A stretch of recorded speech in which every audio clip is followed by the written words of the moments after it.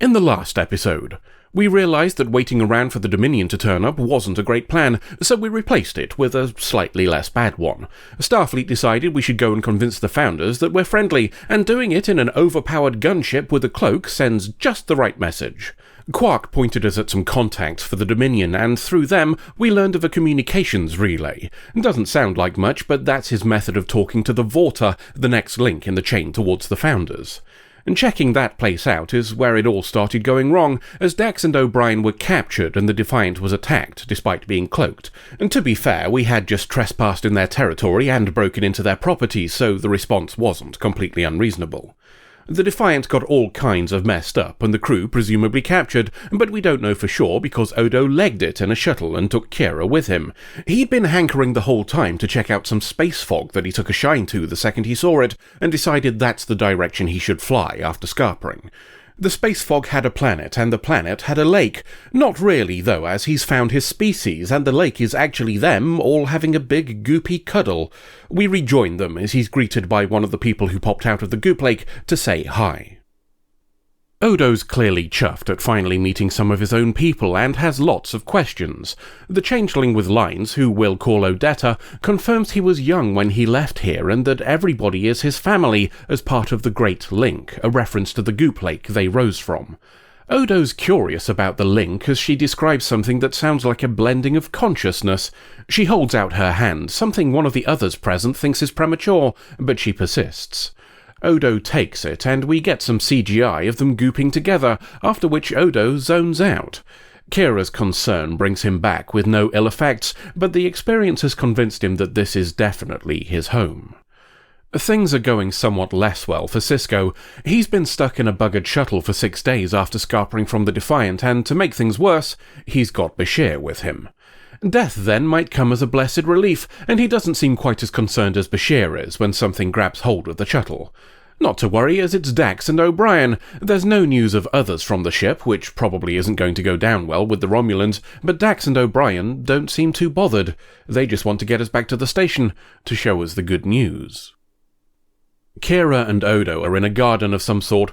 They've been left there for a few hours, possibly so the others can debate matters, and Odo's getting twitchy.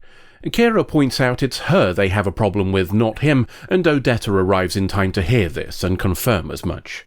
Other species, who she refers to as solids, are beings they try to avoid, though whether that's due to prior dealings with them or her derision of species who can't link together is another matter. I wonder how she'd feel about the Borg. Kira wants to try and call Sisko, only for Odetta to politely refuse and say they don't want to reveal this place to outsiders. After explaining to Odo that the purpose of him being in the garden is to explore its contents by becoming them, she leaves. That gives Kira the chance to go to the shuttle and try to call Sisko anyway, though she says she'll do a science to the signal to mask it. Hell of a way to prove she's trustworthy, but let's ignore that for now. To Sisko we go, and he's back on DS9. The Admiral who was an arsehole last season is here and complimenting his success. While he was floating around in a dinged-up shuttle, it would appear things here have progressed rapidly indeed. Dax and O'Brien managed to get in contact with the Founders after all, and once they were told we're all friendly and shit, sent a delegation to talk about peace with not just the Federation, but loads of other groups here as well. This lad's name is Barath, and he says he's one of the Founders. Sisko's a tad suspicious, and understandably so given the last time he encountered someone from this species they said the opposite, but he was pointing a weapon at the time, so that's fair enough. Now that misunderstanding has been cleared away, Barath here is keen to build an alliance. Not everybody is convinced by this turn of events, and plain simple Garak is telling Bashir he thinks things will end very poorly indeed. As if to prove it, Romulan Seska leaves the infirmary with a space plaster on her hand. She got it by trying to punch her way into the negotiations, as it would appear the Romulan Star Empire has been excluded from them for reasons unknown. Having every other Alpha Quadrant power present makes for a very bad look indeed, so it's understandable that she'd consider it a hostile act if everybody else made an agreement without them. Such a deliberate exclusion would, naturally, have to result in a show of force. Kira's not having any luck making a phone call. Something's making too much interference, and the something is a generator a few miles below the surface of the planet. Odo can't help with what it might be when he arrives, as he's been spending his time as a rock. Whatever lesson Odetta was trying to teach him isn't working, as he still doesn't understand what it means to feel a rock's instinctive rockness, or whatever bollocks she meant. All it's done is make him tired, so he's grabbing his bucket for a nap. Bit odd that he thought to bring it with him while fighting off Jem'Hadar and dragging Kira to a shuttle, but he doesn't have any other personal possessions, so it's likely he's rather attached to it. To DS9 once more, and Sisko has some concerns about these negotiations. According to the Admiral, the Romulans were left out at the specific request of the Founders. She says it's because they consider them disruptive, but it's quite the coincidence that such a move would likely lead to a conflict. Wars have a tendency to make people care less about things like ethics or personal freedoms, and accept sacrifices they wouldn't normally. The Admiral either hasn't considered this or doesn't care. We'd win, and that's all that matters. Either Odo's decided against the sleep or this chat was more important. He's talking to Odetta about their distrust of solids, so it's time for a lore dump. Long ago, Odo's people travelled the galaxy to explore and learn. Chief among the things they learned is that solids are a bunch of xenophobic wankers who feared them, so they decided to stay here instead. That didn't stop their curiosity, though, so they sent out 100 baby blobs to explore and return, the instinct to do so implanted into them. That's why Odo had such a strong reaction to the space fog when he saw it on the map. He's a few hundred years ahead of schedule, and she dodges the question when he asks how long ago he was sent out, but bugger all of that as they start melding together, and they don't stop at the hands this time.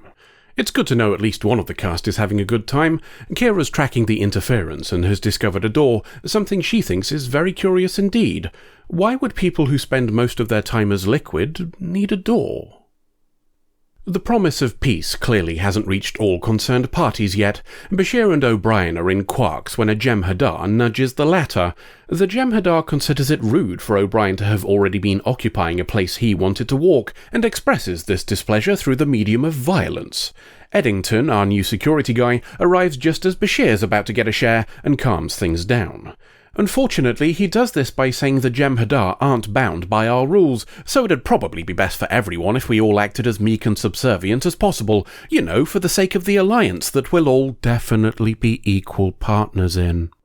There are changes afoot elsewhere as Dax interrupts a family meal between Sisko and Jake. She's being transferred, and it's the first he's heard about it.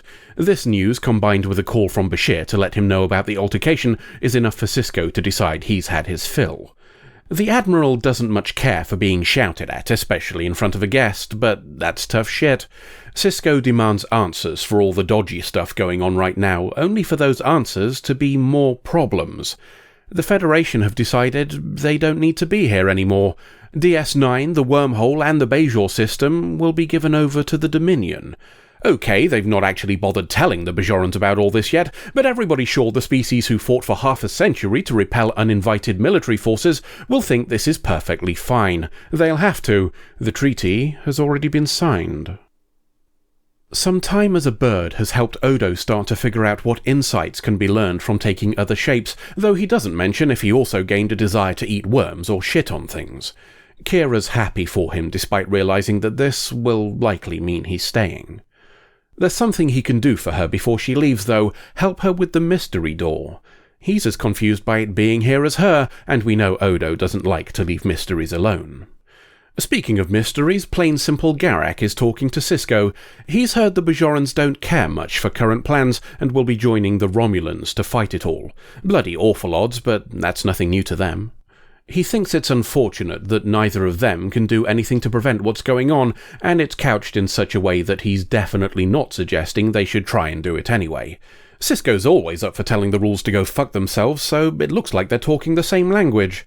They don't get the chance to finish the conversation or start what might have come after, as Romulan Seska runs along the promenade shouting his name. Not for long, as she's shot in the back and does a dead, prompting Sisko to have a bit of a wrestle and take a bonk on the noggin for his troubles. Plain Simple Garak's little rebellion isn't over yet, though, and he brings Dax and Bashir to what is now Eddington's office. Subterfuge is taking too long, so we just drug the guy and break Sisko out. Dax has already thought this whole thing through to its logical conclusion. The only way to stop everything going pear-shaped is to stop the Dominion, which is why O'Brien is already waiting in a mega-shuttle with some fireworks to go and close down the wormhole. Sending ships our way won't be quite so enticing if it's a 140-year round trip.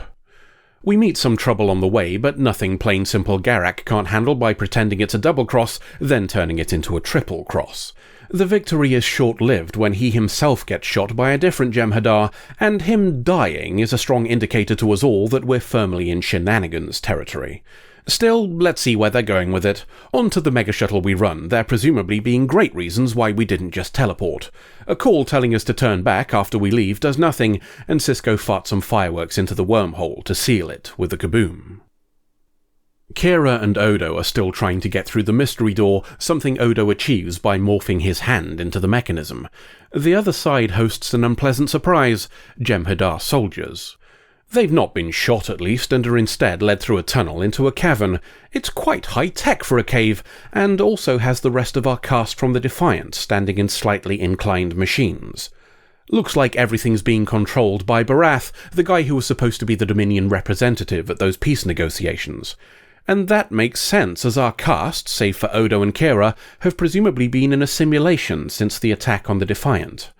Kabooming the wormhole is a pretty strong indicator of how they'd feel about Dominion rule.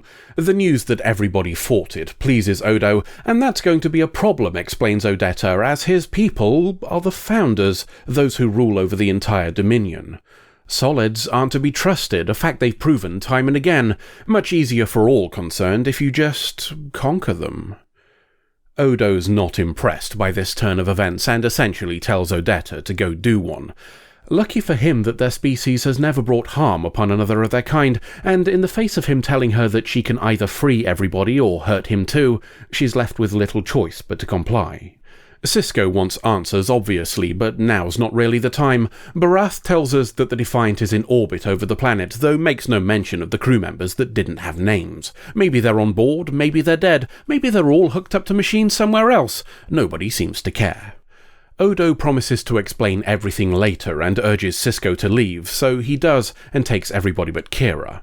We'll assume he's talking to the computer on the ship when he asked to be teleported, and that the interference blocking communications has now been turned off. A walk and a chat with Odetta has her trying to convince Odo that he'll never fit in anywhere but here. He seems to agree, but doesn't view that as entirely bad. After a vague suggestion that she might come over to the Alpha Quadrant at some point anyway for a bit of the old conquering, and a retort from Odo that it won't be quite so simple as she thinks, she descends back into the lake. Kira joins Odo, and they teleport back to the Defiant, so we'll leave him to consider how much he's just paid for what he believes is right, until the next adventure. And with that, the threat of the Dominion is concluded, at least for now. Perhaps it would be more accurate to describe it as being turned down to a low simmer, what with Odetta's comments about waiting until the time is right. That's a pretty solid plan from a narrative perspective, as it means the whole thing can flare back up again at any point, whilst also giving the show a chance to go off and do standard Star Trek bollocks. We should talk about what we learned from this one, as there are a few things to go over. The most obvious is that we now know who the Founders are, though we've had some hints at this prior. Changelings have been referred to in multiple stories as myth and legend, something that also applies to the Founders. That the latter was repeated by Eris the Vorta last season could be construed as a deliberate attempt to tie those two things together. I'd imagine rebellions are a lot harder to form when people are worried that one of their kitchen appliances could secretly be a Founder. Speaking of Eris, we should probably discuss the apparent lack of recognition when seeing Odo, to which there are a few possible answers. The first is that she simply didn't recognize Odo as a Founder. We've previously mentioned he styled himself on the Bajoran scientist who studied him, and Founders don't care for taking humanoid form, so that makes an element of sense. The second is the possibility that not all Vorta have contact with Founders, and she wouldn't have recognized him even in his liquid state. Some data in the future makes that unlikely, but let's ignore that for now. The third is that she knew and feigned ignorance, and this is the possibility that ties in best with the other data points we've learned thus far. We know there's some sort of espionage going on, as data about the Alpha Quadrant was known to the Jem'Hadar in Season 2's finale. Much of that could have been gathered from the ships they destroyed, but most if not all of those ships would have docked at DS9 and heard about the unique shape-shifting alien who lives there. It wouldn't take much for the Vorta to make the connection, and this would also explain why the other founders were able to emulate Odo's appearance. The real reason, of course, is that at the time the Season 2 finale was written, nobody had decided that Odo species were going to be the founders. There was no response because the writers hadn't yet decided there should have been. That's a shame in a way, as we like a bit of foreshadowing here on the USS Pedant, but we have enough loose threads to weave a sufficiently convincing explanation for the apparent incongruity. While we're speaking of the founders, we should perhaps note how Odo reacts to the situation. We've had multiple instances in the first 2 seasons where Odo will choose what he believes to be right over his own personal gain, and we see him do it again here to an extreme. He's wanted this for as long as he's ever known, but passes it up because the whole situation offends his sense of justice. No hesitation, no bargaining with himself, or attempting to rationalize the alternative. It's wrong, so he doesn't do it. There simply isn't a choice to make. At the risk of bringing the conversation back to something we touch upon regularly, selflessness and moral rigidity are traits regularly associated with neurodivergence. That's not just me talking out of my arse, by the way. You'll find a link in the description to an analysis of a study conducted on neurotypical and neurodivergent people regarding ethics. The study itself might be linguistically problematic, something discussed in the analysis, but the results speak for themselves. Let's end on one of those little things I like to obsess over every now and again, shall we? As Odo is introduced to his people, he bombards Odetta with questions. Kira intervenes to try and slow Odo down so he can appreciate the moment. The scene would have scanned without issue had that not been included, but it's potentially very revealing if we give it some thought. Kira knows exactly what it's like to want something her entire life and finally achieve it. She knows what it's like to fantasize about an outcome and imagine how much better everything will instantly be if it comes to pass. She also knows from bitter experience that what comes next may not necessarily be the bright future you expect. Telling him to slow down and feel the joy sounds like she's giving him the benefit of her lived experience, to have that single pearl of positivity to cling to, regardless of how it all turns out. Whoever took the time to include that exchange deserves some points. It's a great example of something that wouldn't have impacted the story by its absence, but significantly boosts the characters by being there. End of episode. I'm glad to get out of that holding cell. Here's hoping we never have to use that background again. Well, they couldn't really keep us in there, could they? Not after they learned how tricks of the Dominion is, what with Cisco and that simulation business. True enough, but I was expecting them to just brush it all under the carpet and pretend it didn't happen. Nah, they only do that if someone with a name dies, so this is safe. Good point. So what are we going to do with our newfound freedom? Despite all that faff, nothing's really changed for us, so I suppose we'll have to look for another job. It's strange you should say that, as I've been approached by a company called Founders Incorporated and I think— Oh, for fuck's sake.